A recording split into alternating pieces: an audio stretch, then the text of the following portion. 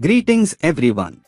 In this video, we will look into lifecycle events and their execution order in a script graph. Let's start with adding a cube. Add a script machine component to it.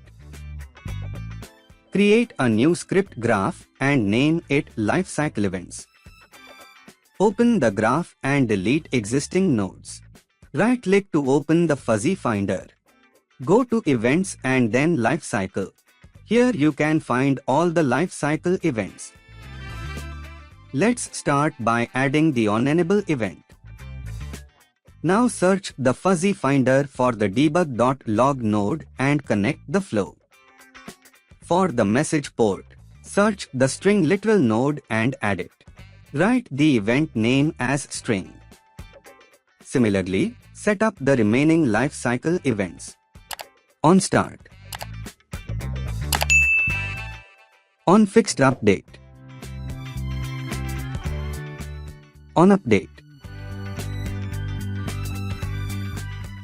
On late update. On disable.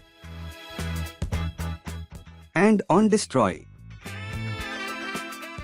Enter the play mode and you will see the console messages in the order in which events were executed.